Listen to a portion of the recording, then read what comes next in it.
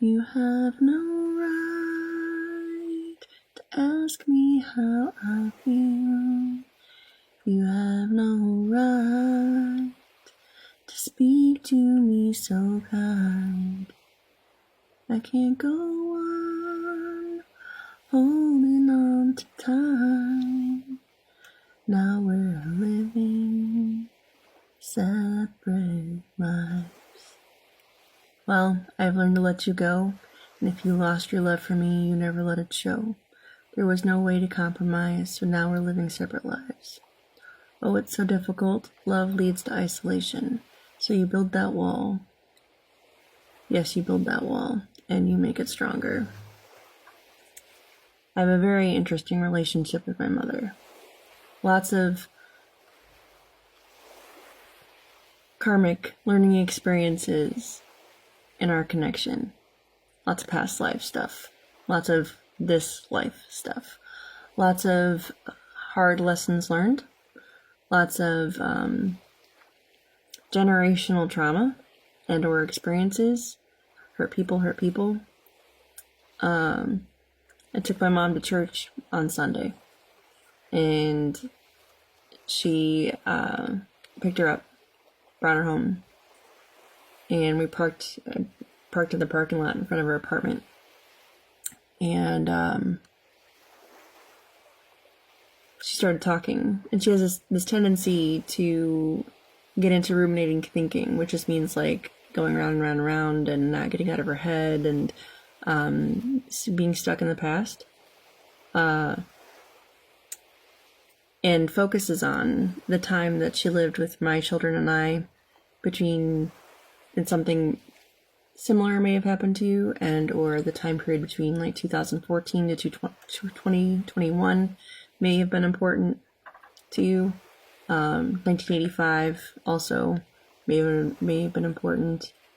Scorpio, Gemini, Taurus, Cancer, 1958 might also be important. In that time period, I was going through a very challenging time in my life. I was going through, I think in a very short period of time, I had like 3 job layoffs. I had filed for divorce from my second husband. It was a domestic violence situation. He was living in the garage. He was terrorizing me. I would wake up and he's like standing over me, with our daughter in the bedroom, in the bed with me, and it was a very scary time in my life. And I would get phone calls at work during that time period. She lived with us, complaining about my ex-husband or my kids or what have you. And at the time, my ex-husband I don't think he had a job at the time, but she lived with us because she had been having a hard time in her own life. And I was like, just come home, for a number of reasons, mostly because she had suicidal ideation, and which just means she thinks about it a lot, and has a slight intent. So, but I knew that from since I was little, and I didn't want her to hurt herself. So I was like, just come live with us, because I wanted to save her and keep her safe. And then everything kind of spiraled. And so I had to evict her in 2021 because of a number of issues, but specifically because of her ruminating thinking. She was reporting to fixating on things with her counselor, and she had to report because she's the counselor is one of those people that has to report things. And while nobody was in danger and nothing was happening to, like, in the space of the kids being in trouble, like, nothing to worry about with the kids, is like negative attention seeking in that space. And so, and my kids almost got taken away from me. And so I had to evict her from our home. Not just once, but like the state was involved 3 times over that time period, and even into 2022. And it was all unfounded, and everything was smoothed out. So I just set some healthy boundaries, got lots of counseling, but she was going back to that time period, and I told her a number of times, And also she had me committed twice. In 2021 and 2022, because I was having a medical event, and she wasn't sure what was going on, and nobody root caused it until 2023. And so it was a very hard time in our lives. And so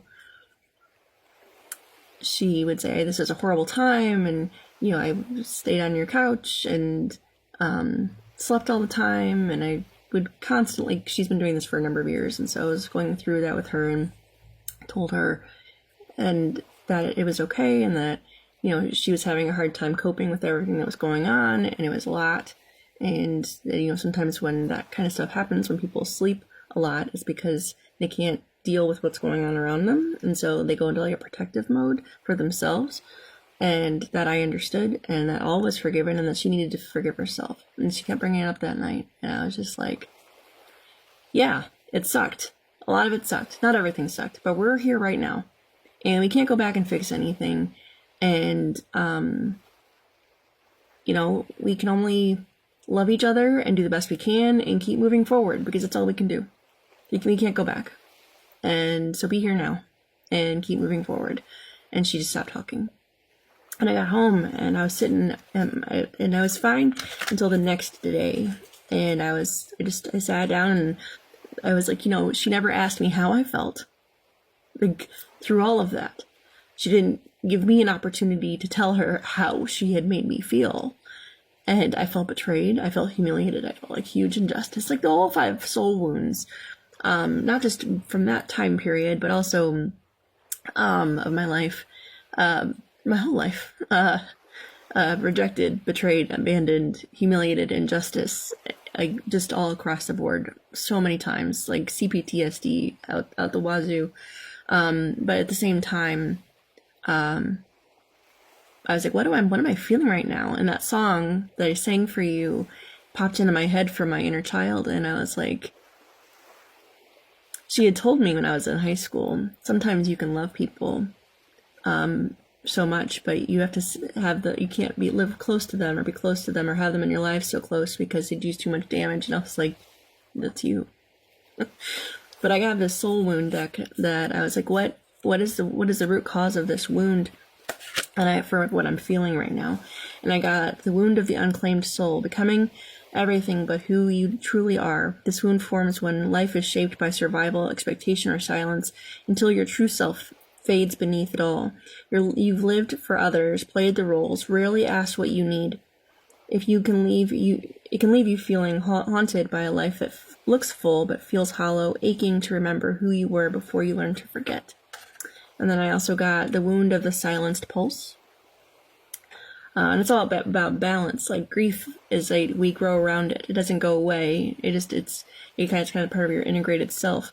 But it says emotional truth buried in logic. This wound arises when feelings are dismissed, minimized, or intellectualized to stay in control.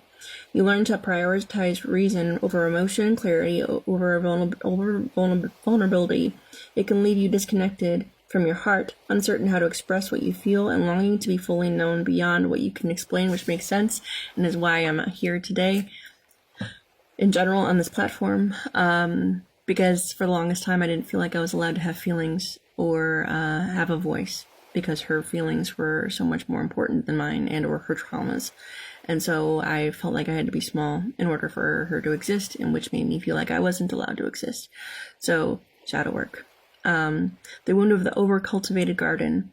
Growth without rest or wildness. This wound arises when your life becomes all structure and striving, leaving no room for mess, mystery, or pause. You push from constant progress, pruning away anything unpredictable. It can leave you feeling depleted, disconnected from joy, and longing for the untamed parts of yourself to bloom again.